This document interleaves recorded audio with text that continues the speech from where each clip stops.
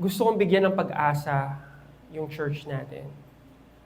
Kasi for the longest time since I came here, we've been hoping na magkaroon tayo ng physical church natin. We've always been praying for that. Kaya meron nga tayong box na dala-dala ni Brother Dennis, yung church building fund, because that's always been the hope of our church.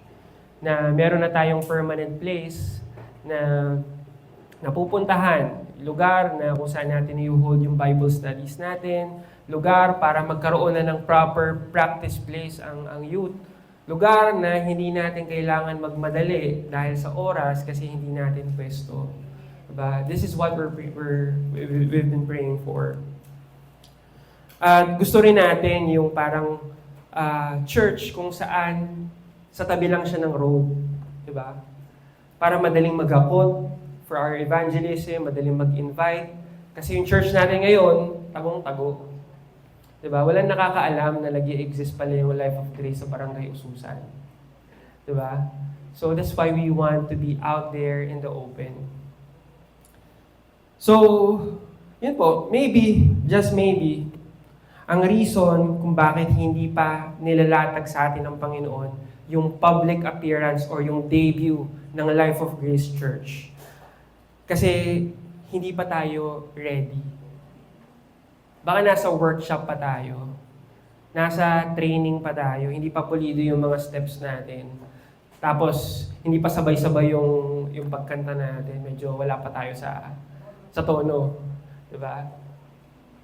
At saka siguro until now, nasa molding stage pa yung persona ng Life of Grace Church. Dinedevelop pa bago pa yung official launching date ng LGCC sa Barangay Ususan. So this is our hope. Baka inaantay lang ni Lord na mag-ayos-ayos na tayo para finally we're out in the open. Kaya nakatago lang tayo sa pwestong ito na hindi nakikita ng lahat.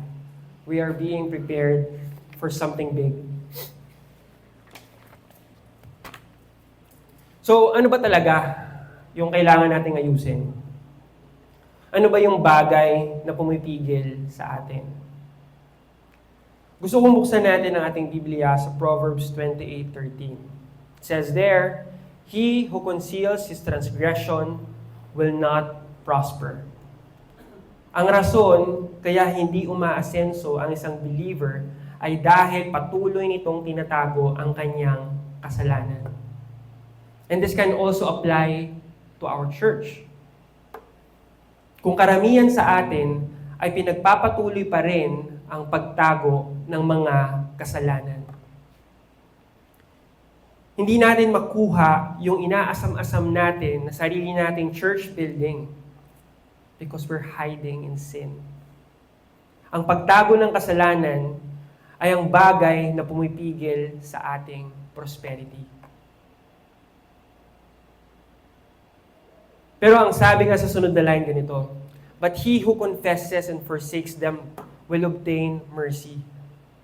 Kailangan mo lang manghingi ng tawad sa Panginoon. Kailangan mo lang bitawan ang kasalanan at available ang kapatawaran. Pag tayo ay mag-repent, mawawala na yung harang sa ating harapan patungo sa prosperity natin. Pero I'm sure marami magsasabi dito, Yuki, ang dami ko naman ang iniyak sa Panginoon. Ang dami ko nang pinagbago. Ang dami ko nang pinagsisihan. Linggo-linggo, nagsasakripisyo naman ako sa church. Madami naman akong ginagawa para sa church. Bakit hanggang ngayon, ganito pa rin ako? Bakit ngayon, ganito pa rin tayo? What is holding us back?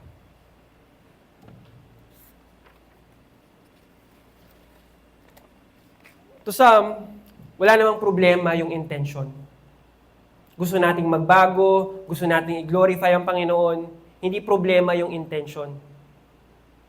The problem lies in our understanding of our sin. We have a poor understanding and awareness of our sin. Ayun ang problema. Kaya ito yung sinabi ni David in Psalms 19 verse 12. Who can discern his errors? Acquit me of hidden faults. Sinasabi ni David dito na hindi tayo fully capable na makita lahat ng mga ating pagkakamali. Kaya nga tinawag niya dito yung hidden faults. Mga tagong kasalanan na hindi natin makita. That was the problem of David. David, again, was a man after God's heart. Pero siya mismo, ayan din ang problema niya. He has some hidden faults. Kaya sinasabi niya, Lord, patawarin mo ako. Kung meron man akong kasalanan hindi ko nakikita ngayon, patawarin mo ako. Kasi ayaw ko magkaroon ng obstacle between me and you. That was what David was praying for. But the problem is, we have this condition in our heart. And Jeremiah 17:9, it says, the heart is more deceitful than all else, and is desperately sick. Who can understand it? Mapanling lang ang ating puso. Kaya yung akala mo na okay lang, hindi mo alam na mali pala. Hindi mo alam na yung ginagawa mo na okay lang, kasalanan na pala. That is the hidden fault. Ayan yung mga tagong kasalanan. And that is the problem why we are being hindered in our prosperity. Kailangan natin malaman to. Kasi hanggat di natin malalaman ang kasalanan natin, paano tayo magre-repent? You have to discover your sins. This is the priority of every believer.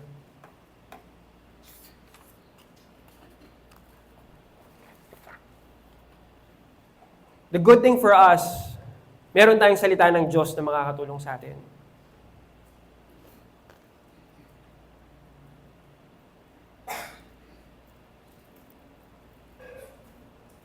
Sabi si John 17:17 ito, sanctify them in the truth. Your word is truth. Ang salita ng Diyos ay nagpapalinis sa atin. Bakit? Kasi ang salita ng Diyos binibigay yung katotohanan about sa Kanya at ang katotohanan about sa atin. At sinabi rin sa Hebrews 4:12, for the word of God is living and active and sharper than any two-edged sword, piercing as far as the divisions of the soul and spirit, of both joints and marrow, and able to judge the thoughts and intentions of the heart. Ang salita ng Diyos ay tumutulong sa atin para mahatulan natin ang ating sarili. For us against our hidden faults. Tinutulungan tayo na makita sa liwanag. Dalhin tayo sa liwanag para makita kung ano yung nasa puso natin at nasa isip natin. This is what the Word of God does. Nasa parehas na chapter, kung saan sinabi ni David, acquit me of hidden faults, ito ang sinabi niya. The commandment of Yahweh is pure, enlightening the eyes. Ang salita ng Diyos ay nagbibigay ng liwanag sa ating mga mata. So for us, to really know what we need to confess about, for us to know what we need to repent of, we need to know the Word of God. This is our way to repentance. So gusto ko yung bigyan ng example ng hidden fault. So, sa 2 Samuel chapter 12, si Prophet Nathan, inutusan ng Diyos. Inutusan siya para i-rebuke si David. This was the time when David committed rape kay Bathsheba. This was the time when he committed murder sa asawa ni Bathsheba, si Uriah. So, pumunta si Nathan sa karya ni David. At akala ni David, kumustahan lang, hi, hello. And then nagkwento si Nathan sa kanya. At yung kwento na to, akala ni David, true story. So yung kwento ni Nathan, may rich man at poor man. Yung rich man, maraming mga alagang hayop. Tapos ang poor man, meron siyang nag-iisang tupa. Na yung tupa na to, parang naging miyembro na ng kanyang pamilya. Na napamahal na sa kanya, parang tinuturing niya na nga na parang anak niya. And one day, may bisita si rich man. Pero si rich man, Ayaw niyang ikatay yung mga animals na meron siya. So ang kinuha niya, yung tupa ng poor man. Nagalit si David. Grabe yung ginawa niya. Mali itong ginawa niya. Dapat siyang parusahan 4 times sa kasamaan niya. Tapos ang sabi ni Nathan, ikaw ito. Hindi siya direct parallel sa ginawa ni David. Pero ang pinupunto lang niya, yung puso ng rich man. Nakatulad ng rich man, si David, ginamit niya yung kapangyarihan niya. Kapangyarihan para i-rape si Bathsheba. Ginamit niya yung kapangyarihan niya para patayin si Uriah. And that is because, it says here, in 2 Samuel 2:8-9, sabi dito, in verse 9, in verse 9, why have you despised the word of Yahweh? Umabot na siya sa puntong ito. Because of all of his riches, he enjoyed his riches, he enjoyed his power. Tumalikod na siya sa salita ng Diyos. And that's why he was able to commit all of those evil. Sabi ng Panginoon, lahat binigay ko na sa'yo. Ang kingdom ni Saul, mga asawa niya, hindi ibig sabihin na yung asawa niya mismo, pero ang pinaka-ibig sabihin niya, lahat ng pag-aari ni Saul, pinasa ko na sa'yo. At kung kailangan mo pa, kaya ko pang ibigay sa'yo. So ang sinasabi ng Diyos dito, hindi issue yung yaman. Hindi niya pinagbabawal na yumaman si David. He can give you even more. So long as your priority would be is His Word. Basta ang priority mo, ang salita ng Diyos at gusto mo siyang sundin, kahit anong gusto mo, ibibigay ko sa iyo. Ayun ang sabi ng Diyos. But at this time, David hated the Word of God. What does it mean? In Numbers 15:31, sabi dito, hating the Word of God is equivalent to hating God Himself. So tayo ba dito, are you in love with the Word of God? Are you reading the Word of God? Because if you are continually rejecting His Word, it's like you're saying that you do not love Him and that you are rejecting Him. Minsan kasi sineseparate natin yung dalawa. Pero paulit-ulit sa Bible, in the beginning was the Word, and the Word was with God, and the Word was God, Jesus Christ, and the Word is all connected. You have to love the Word and Jesus and God together. If any of those things hindi mo mahal ang Diyos.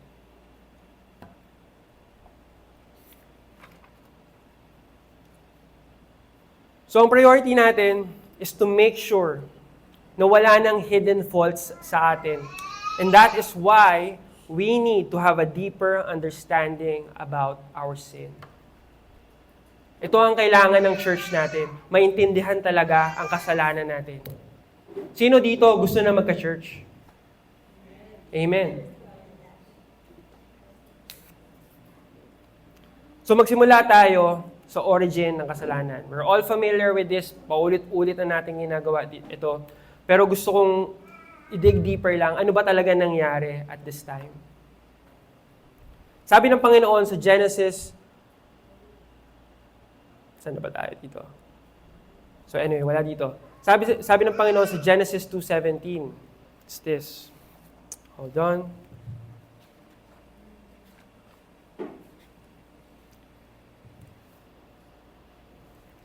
But from the tree of knowledge of good and evil you shall not eat, for in the day that you eat from it, you will surely die. So alam natin na kinain ni Adam yung forbidden fruit. And at that time, at that very moment na nagkasala siya, something changed. A part of him nagbago. Nung nagkasala siya, buhay pa rin siya. So we know that his soul was alive after the fall. Yung katawan niya was also alive. Pero katulad ng lupa, na nung nagkasala si Adam, kinurse niya yung lupa, kinurse niya rin yung katawan ni Adam. Kasi ang katawan natin nanggaling sa lupa. That's the reason why he was called Adam, because he came from Adamah, the earth. But the one that died that day is the Spirit.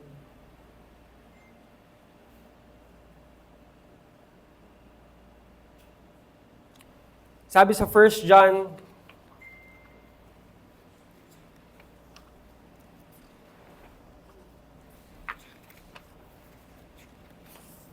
sabi sa 1 John 2:17, the world is passing away and also its lust. Ayan yung sa katawan natin. Because of sin, our spirit became dead. Sabi sa Ephesians 2:1, nawawala yung mga verse ko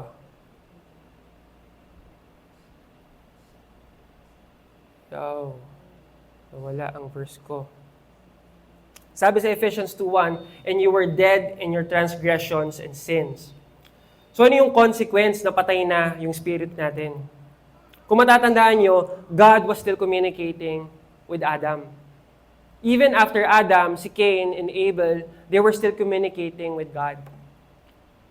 Ano yung nangyari? What's the difference? Something was different at that point. Something changed sa mga tao. Our nature became different. Dahil namatay na yung spirito natin, hindi na natin ma-enjoy ng buo ang Panginoon. The way we were originally designed. Bakit?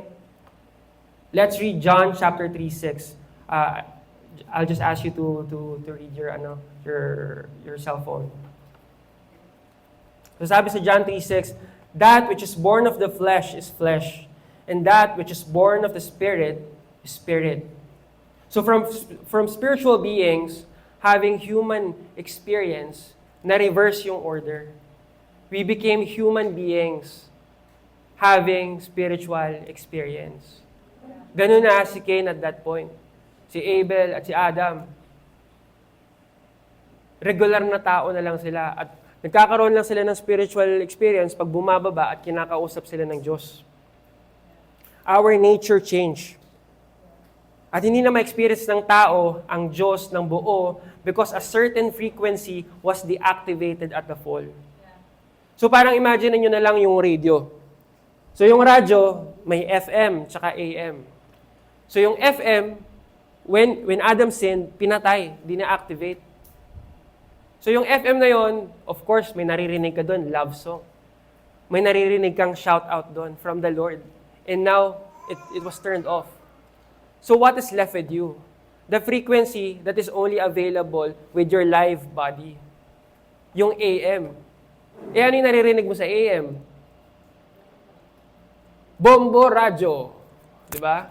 Mga namatay, nanakawan, mga kurakot, lahat ng mga masasamang balita, ayon ang na-absorb ng frequency natin. A frequency was deactivated. Kung matatandaan nyo noong early 2000s, marami pa yata dito hindi napanganak noong early 2000s, pero ang phone pa noon, Nokia. Pag bumibili ka ng cellphone, isa sa mga hinahanap mong feature, yung dual band, tri-band. Anong ibig sabihin nun? Pag dual band, tri-band, ibig sabihin, yung cellphone na yon, kaya mong dalhin sa ibang bansa at magagamit mo. Kasi masasagap niya yung frequency sa bansa na yon. Kaya gusto mo yung tri-band, so kung pupunta ka sa Asia, sa Europe, sa Amerika, magagamit mo yung phone mo at hindi mo kailangan magpalit ng cellphone. So, kung makikita mo doon, ganun din tayo. Diba? We need that frequency. We need that feature in us so that we may be able to communicate with God. Na ang heaven, it's like a different nation. Diba? Kailangan meron kang something na frequency nila para makapag-communicate ka sa heaven.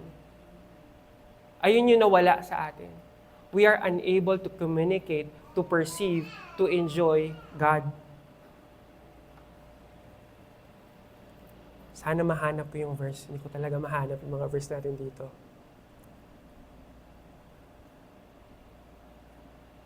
Sige, tuloy lang. John 4:24. God is spirit. Sige, sige.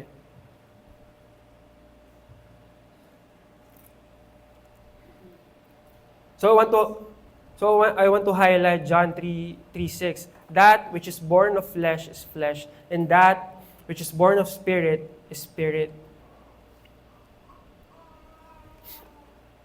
And this leads us to John 4:24.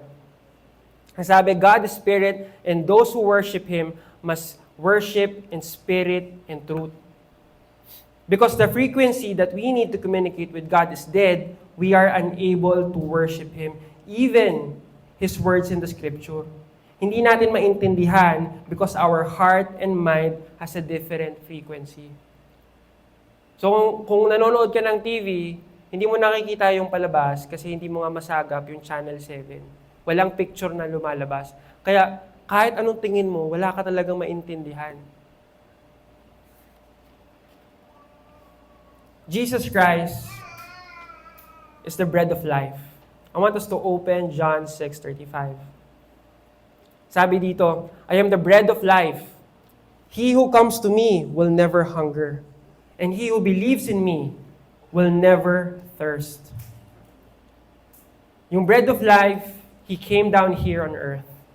He manifested in the flesh para makita ng mga tao yung glory ng Ama. Kaya in John 6:51, ito yung sabi, I am the living bread that came down out of heaven. Maraming ginawa na milagro si Jesus. But still, tinanggihan pa rin siya ng mga tao. They rejected Jesus Christ.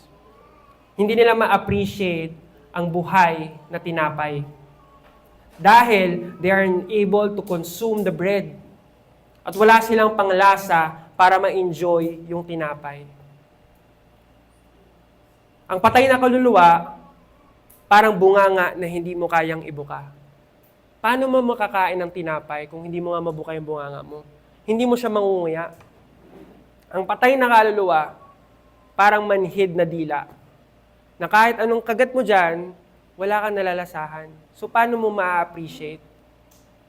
That is the condition of every person in the world without the Holy Spirit.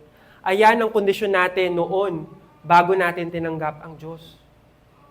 We were unable to worship Him. We were unable to enjoy Him because we have no capacity.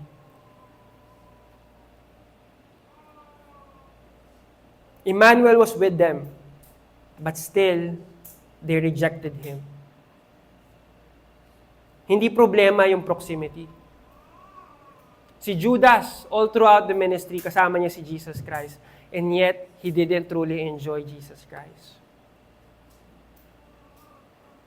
During the time of Moses, ang presence ng Panginoon laging nasa mga Israelites during the wilderness.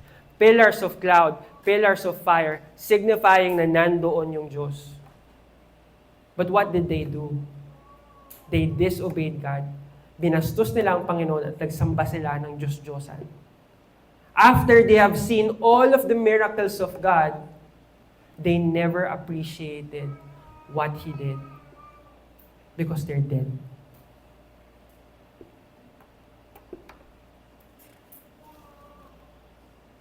Hindi problema yung proximity. Ang problema, they are spiritually discerned. Buksan natin sa 1 Corinthians 2:14. But a natural man does not accept the things of the Spirit of God, for they are foolishness to him. And he cannot understand them because they are spiritually discerned. Kaya kung wala tayo ng buhay na espiritu sa loob natin, we are totally depraved. Puro kasamaan lang tayo. We are unable to worship God. So yung buong pagkatao natin, walang kakayanan na sambahin siya. The whole you, ang kabuuan ng pagkatao mo ay kasalanan. We ourselves are sin.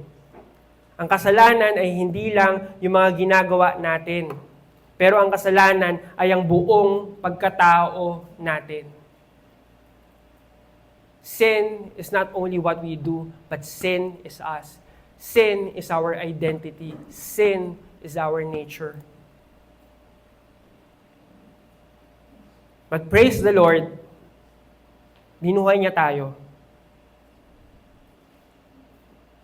In Ephesians 2:8-9, ito yung sabi niya, "For by grace you have been saved through faith, and this is not of yourselves. It is a gift of God, not of works, so that no one may boast."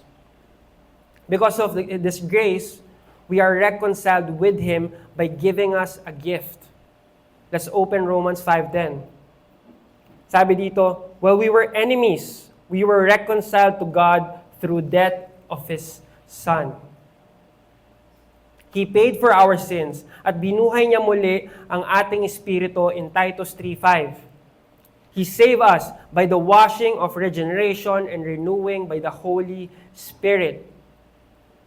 Niregaluhan tayo ng kanyang banal na espiritu so we can finally worship Him in spirit and in truth. This is the goodness of God.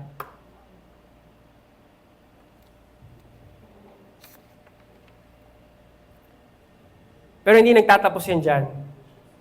Ang katawan natin, though we are already saved, though the spirit is already alive and regenerated, our body is still corrupted. The nature of our body did not change when we were born again. Our body is still sin. And it's waging war with the spirit na binigay sa atin ng Diyos. Galatians 5:17. So there's now two identities in your life. One is the sin nature, which is in our body. And the other is the divine nature, which is from God. And these two are battling every single day for the rest of your life.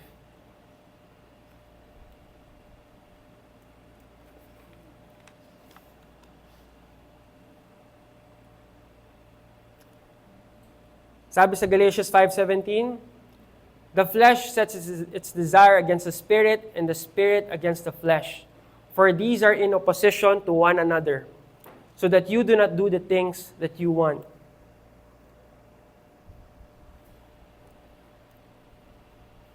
So this is a constant battle na kailangan natin gawin araw-araw. Kaya we are commanded in Luke 9:23, says this, "If anyone wishes to come after me, he must deny himself and take up his cross daily and follow me." Kailangan natin i-deny ang ating sarili araw-araw. In Romans 8:13, ito yung sabi, "If by the Spirit you are putting to death the practices of the body, you will live." We have to deny our flesh. We have to kill our flesh daily. So that is the origin of our sin. We need to understand that we came from a sinful nature. And that sinful nature, even though we were born again, is still there. The battle is there. But now, we have something to use to fight it.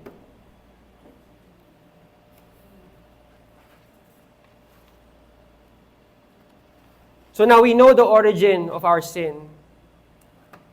Intindihin na natin kung ano yung nature ng kasalanan. What is the nature of sin? I want us to open Romans 7:8.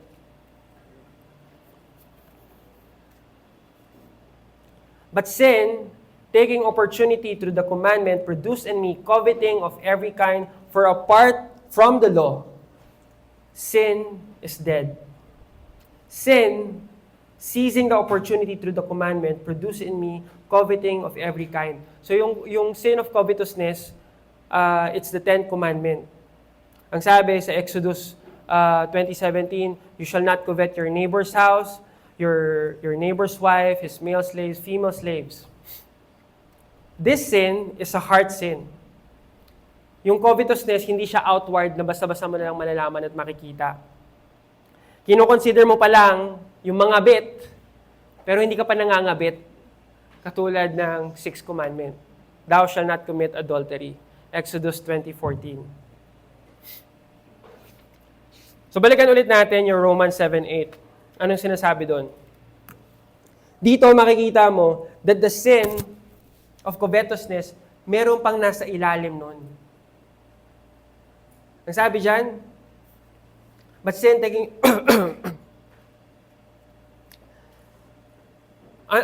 sorry, but sin, under the sin, there's another sin.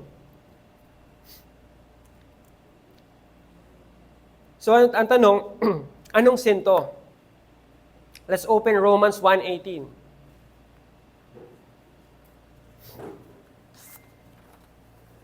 Sabi sa Romans 1:18, for the wrath of God is revealed from heaven against all ungodliness and unrighteousness of men, who suppress the truth in unrighteousness. Ang sangkatauhan daw ay ungodly and unrighteous. At malalaman natin na yung passage na to, it pertains to sin if you look at 1 John 5:17. Na sinasabi dito, all unrighteousness is sin. So tayo by nature, walang kinikilalang Diyos at makasalanan. At anong ginagawa nila? They suppress the truth. Tinatago nila ang katotohanan. Romans 1:19, because that which is known about God is evident within them, for God made it evident to them. So ang kasalanan lumalayo sa liwanag ng katotohanan kasi mas gusto niya na manatili sa dilim ng kasinungalingan. Sabi ni Jesus in John 3:19 ito, and this is the judgment, that the light has come into the world, and men love darkness rather than the light, for their deeds were evil. People love darkness. Hindi tayo makasalanan dahil biktima tayo ng kadiliman. Makasalanan tayo kasi mahal natin ang kadiliman. Ang katotohanan, in Romans 1:18, balikan natin. Ano yung katotohanan na tinatago ng kasalanan? So now we go to Romans 1:19. Ito yung sabi. Sinasabi dito that they are suppressing the truth about God. Kasi malinaw sa lahat ng tao na may Diyos. Kaya pag titingin tayo sa Romans 1:20, ito yung sasabihin. For since the creation of the world, His invisible attributes, both His eternal power and divine nature, have been clearly seen and being understood through what has been made, so they are without excuse. So lahat ng aspeto sa buhay natin, pag tumingin tayo sa kalangitan, pumunta tayo sa dagat, pumunta tayo sa mga bundok, tingnan natin ang mga tao sa paligid natin, everything in creation points towards to this knowledge that there is a God who created all of these things. Kaya walang tao na may excuse para i-deny na walang God. Na may God, sorry.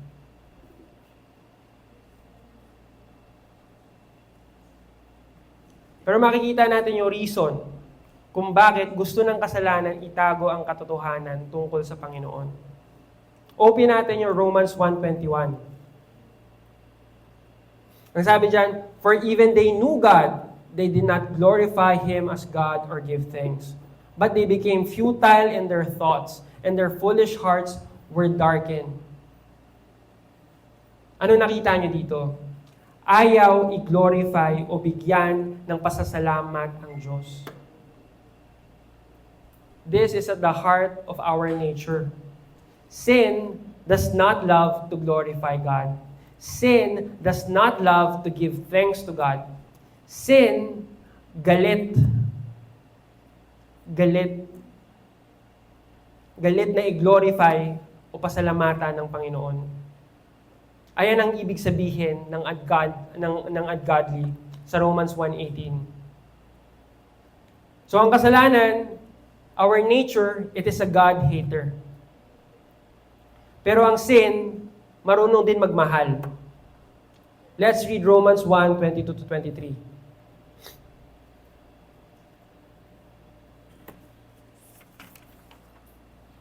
Sabi diyan, professing to be wise, they became fools.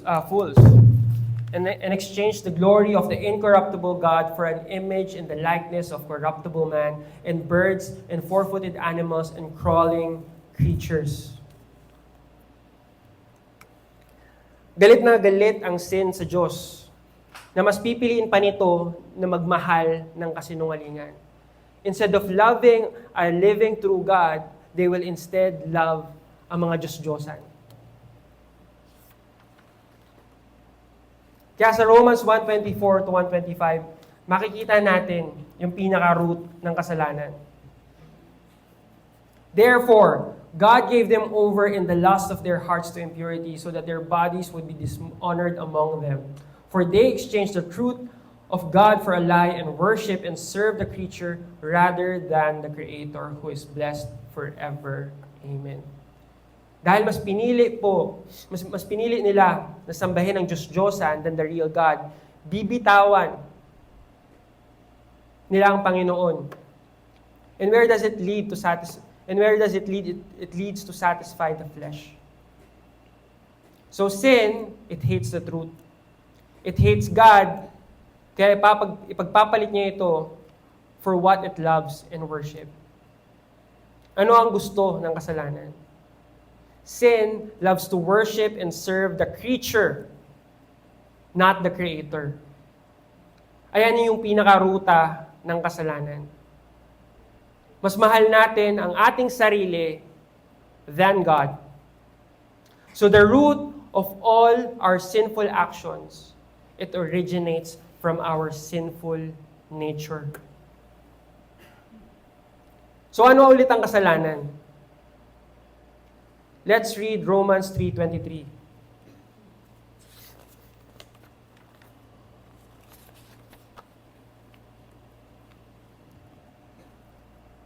For all have sinned and fall short of the glory of God. The word fall short in Greek is called husterontai, which means lack. Anong ibig sabihin ng lack? Anong ibig sabihin ng falling short? Kinulang ka ba sa kabanalan ng Diyos? Kulang ka ba ng kakayanan para ibigay sa Kanya yung glory? Ano yung kulang sa'yo? For me, a better way to understand this is this. Yung ginagawa mo, the actions that you're doing, your deed, hindi siya enough para ibigay yung glory sa Diyos. That is what it means. What you're doing is not enough. What you're doing is not acceptable to God. Why? Going back to the root of sin, we love more ourselves more than we love God. So kung ang ginagawa mo, hindi mo binibigay ang buo sa Panginoong Diyos, kasalanan yun.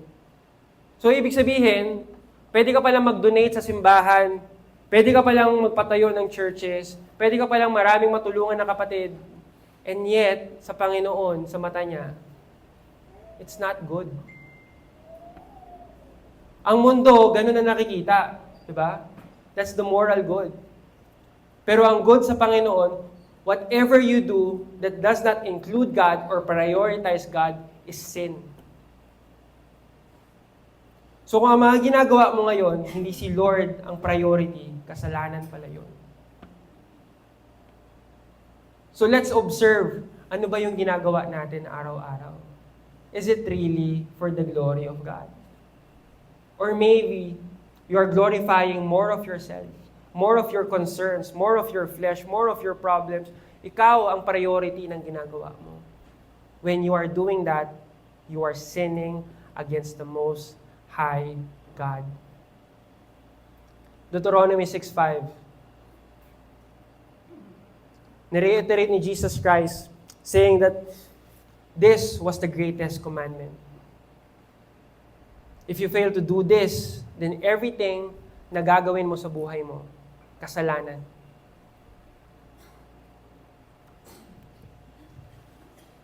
Let's open Romans 14:23.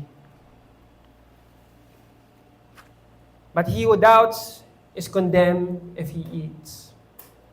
Because his eating is not from faith.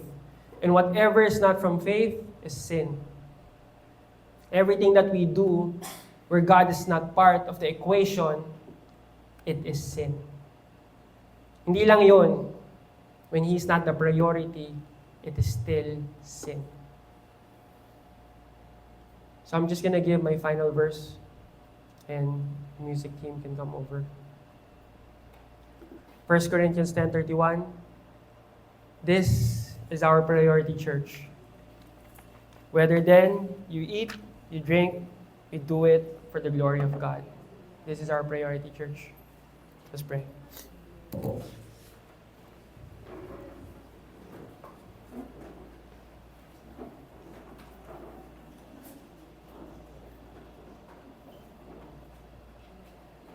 Panginoong Diyos, maraming salamat ngayong umaga na to.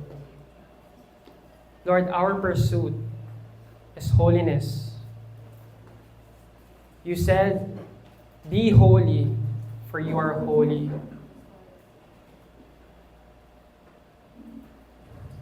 You wanted us to be like you because that is the key for us to fully enjoy our God. And Lord, now we rejoice of what we have. We have the glory of God. You have shared it to us. And this is all because of your grace, aming Ama. Sanctify us by your word. Your word is truth. And as we live this church this afternoon, Panginoong Diyos, we want to remind ourselves na lahat po ng gagawin namin for this point onwards so that we may be able to experience the fullness of the prosperity that is available for us. For you have said, every spiritual blessing in the heavenly places has been given to us. You have said, O Lord, that your divine power has granted to us everything that pertains to life and godliness. And you have supplied to us everything that we need according to the riches and glory in Christ. Lord, we know who we are right now. We are your children.